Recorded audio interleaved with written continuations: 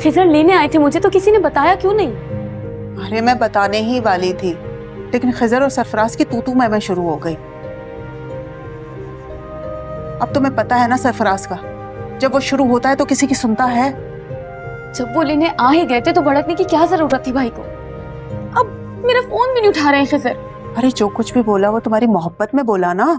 ये कैसी मोहब्बत है जिसमें मेरा घर बर्बाद हो रहा है? अब मेरी जिंदगी में कुछ भी उल्टा सीधा हुआ ना, मैं भाई को कभी माफ नहीं करूंगी। हाय हाय, अब सारा इल्जाम ना सरफराज पे मत डालो। खुद तो लड़कर आ गई अपनी सास और नंदों से इस घर में। शादी की तुम्हें ही जल्दी थी, लेकिन कुछ सीख कर नहीं गई। कम से कम उनको वक्त पे नाश्ता ही दे देती। सोने से फुर्सत नहीं मिली होगी ना तुम्हें। और फिजा यहां पे सब काम करती थी, लेकिन उसने कभी भी एक उफ नहीं की तुम्हारे नाकाम करने पे। और खिजर आया ना, जूता मार के गया तुम्हारे फुहड़पन पे।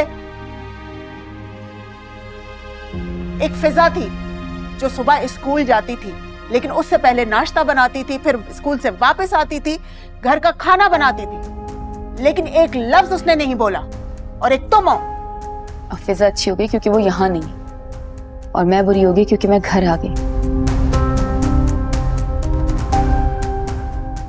जब बेटी घर वापस आ जाती है तो बोझ बन जाती है ना।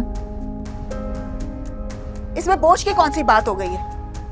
तुम्हें तो शादी का शौक इतना चढ़ा हुआ था, फौरन शादी कर ली तुमने, कुछ ढंग के काम ही सीख लेती। अब वहां से लड़ लड़ा के वापस आ गई हो, और यहाँ पे बाप भाई और शौहर सबको आपस में लड़वा दिया है तुमने कि वो लड़ लड़ के मर जाएं। एक बात कान खोल के सुन लो, अपने घर से लड़ लड़ा के इस घर में नहीं आना, समझी? अपने घर की लड़ाइयां ना अपने घर में रखना। फितना फैला दिया है घर में।